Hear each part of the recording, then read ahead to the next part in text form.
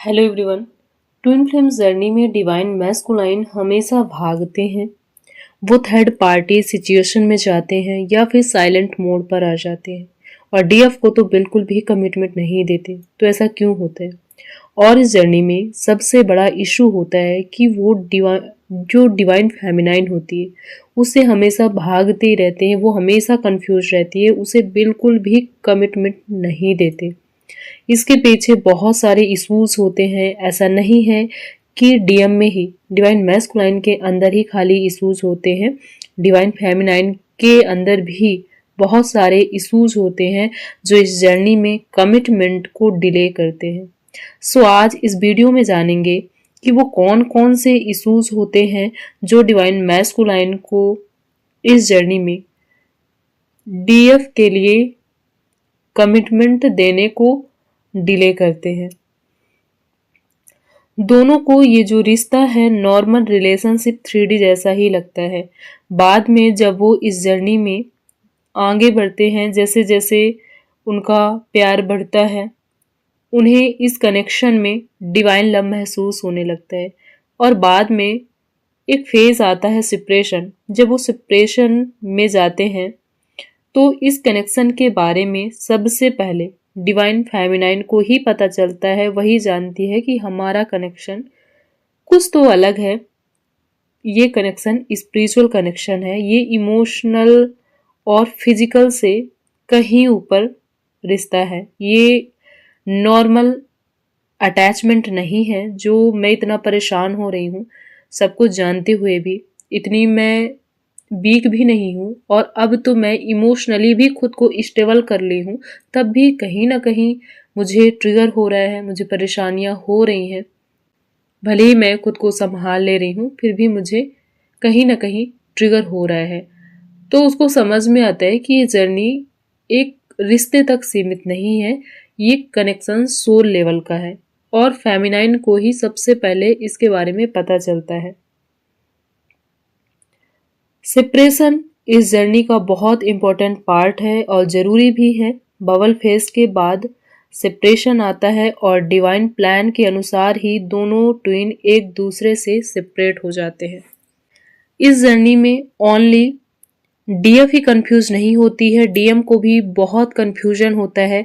वो इस रिश्ते को 3D रिलेशनशिप की तरह देखते हैं, इसीलिए वो थर्ड पार्टी में जाते हैं। लेकिन जो उनकी सोल है वो डीएफ की ओर उन्हें अट्रैक्ट करती है। ट्विन फ्लेम जर्नी में इमोशन ऊपर नीचे होते रहते हैं। कभी बहुत ज़्यादा आपको खुशी होगी, कभी बहुत ज़्यादा दर्द होगा, कभी आप बहुत ज़्यादा उनके क्लोज जाओगे, कभी बहुत ज़्यादा दूर महसूस करोगे। तो ये कनेक्शन स्टेबल नहीं होता है और हर इंसान को अपने रिश्ते में स्टेबिलिटी चाहिए, वो स्टेबिलिटी ढूंढता है। लेकिन उसे इस रिश्ते में स्टेबिलिटी नज़र नहीं आती है। इसका एक मेन रीज़न है कि स्टेबिलिटी का ना होना। इसीलिए वो कमिटमेंट नहीं देते हैं डीएफ को, क्योंकि वो खुद इतने कंफ्यूज होते हैं कि ये सब क्यों हो रहा है। उन्हें खुद ही समझ नहीं आता कि मैं क्यों रन कर रहा हूँ, क्यों भाग रहा हूँ, मैं अपने ही इमोशन से क्यों भाग रहा हूँ। वो एक्सेप्ट नहीं करते हैं। ट्विन फ्लेम जर्नी का प्यार बहुत इंटेंस होता है और डीएम इस इंटेंसिटी से भाग रहे होते हैं। वो डिवाइन फेमिनाइन को खोने से डरते हैं। वो डिवाइन फेमिनाइन को कहीं ना कहीं बहुत ज़्यादा प्यार कर बैठते हैं। उन्हें लगता है कहीं इस इंसान को मैं खो दिया तो वो मौत से भी ज़्यादा खतरनाक होगा। डिवाइन फेमिनाइन बहुत कंफ्यूज रहती है, लेकिन ऐसा नहीं है कि सिर्फ वही कंफ्यूज है, डिवाइन मैस्कुलाइन भी बहुत ज़्यादा कंफ्यूज होते हैं। डिवाइन फेमिनाइन डीएम को मिरर करती है। उनके past trauma, inner child wound, fear, rejection का पेन सब कुछ उभर आता है। जो ट्विन फ्लेम है वो सेम सोल कॉन्शियसनेस को शेयर करते हैं और इस जर्नी में दोनों एक दूसरे को मिरर करते हैं। आप ही बताइए, जिस इंसान को लॉन्ग टाइम से धोखा मिला हो और वो इमोशन अचानक से सरफेस हो जाए, उभर आए, तो वो कैसे कंफ्यूज नहीं होगा, कैसे एक्सेप्ट करेगा। इसीलिए वो कमिटमेंट डीएफ को नहीं देते हैं। और एक सबसे बड़ा रीजन होता है कि डिवाइन मैस्कुलाइन कभी भी अपने इमोशन को, अपने इंट्यूशन को एक्सेप्ट नहीं करते हैं। वो अपने डिसीजन खुद कभी नहीं लेते हैं, इसीलिए वो थर्ड पार्टी में जाते हैं, बहुत ज़्यादा इन्वॉल्व होते हैं, उनकी सुनते हैं और फेमिनाइन को इग्नोर करते हैं। मतलब जीवन उनका और डिसीजन किसी और के, ऐसे होते हैं डिवाइन मैस्कुलाइन। इसी वजह से वो कभी भी डिवाइन फेमिनाइन को बाधा नहीं कर पाते हैं। ये जर्नी दोनों को अनकंडीशनल लव सिखाती है, लेकिन दूसरी ओर जो मैस्कुलाइन है वो अपने ईगो, फियर और बहुत सारी condition, external validation, social status, इन सब के पीछे भाग रहे होते हैं।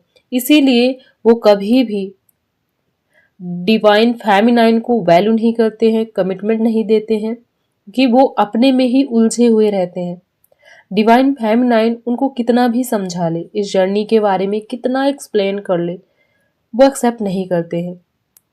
वो इस कनेक्शन को रिजेक्ट करते हैं क्योंकि वो लॉजिकल और प्रैक्टिकल होते हैं और इसी तरीके से वो इस जर्नी को भी देखते हैं।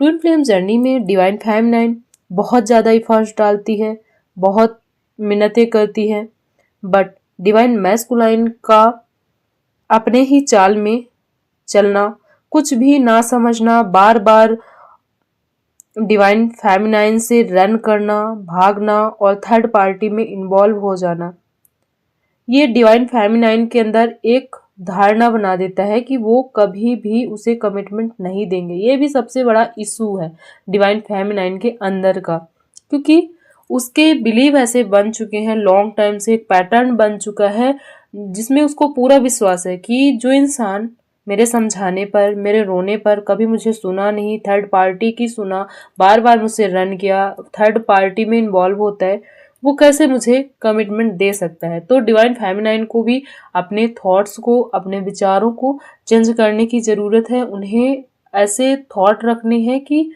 वो क्यों कमिटमेंट नहीं देगा। आपको ऐसे थॉट बिल्कुल नहीं रखने हैं कि मैं योग्य नहीं हूँ या फिर मैं वैल्यूएबल नहीं हूँ, क्योंकि ये भी ट्विन फ्लेम जर्नी में आपके अंदर का एक इशू है जो उस चीज को आने से रोक रहा है। डिवाइन फेमिनाइन का भी इशूज होता है, ऐसा नहीं है कि सिर्फ डीएम के अंदर इशूज होते हैं। डिवाइन फेमिनाइन के अंदर सेल्फ लव की कमी और खुद को कम समझना, वैल्यूएबल ना समझना, सेल्फ ग्रोथ की और खुद को पुश ना करना, हमेशा दूसरों की सुनना, हमेशा ट्विन की सुनना, वो जो भी कह रहे हैं। पहले वो जब फर्स्ट स्टेज में होती हैं तो वो बहुत केयर करती हैं, बहुत ज़्यादा प्यार करती है, बहुत ज़्यादा अवेलेबल रहती हैं।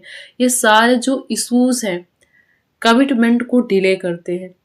तो डिवाइन फेमिनाइन को ये सब कुछ समझना है और सेल्फ लव में आना है। जो भी आपके अंदर आपको लेकर फीलिंग है कि आप वीक हो, आप अच्छे नहीं हो, आप वैल्यूएबल नहीं हो, इन पर आपको काम करना है, इन विचारों को आपको चेंज करना है, क्योंकि इस जर्नी के ये सबसे बड़े ब्लॉकेज हैं। आई होप आप समझ पाए होगे, और अगर नहीं समझ आया तो वीडियो को फिर से देखिएगा और देखिएगा कि खुद में आपके अंदर कैसे इश्यूज हैं, कैसे विचार हैं, आप अपने लिए क्या सोचते हो।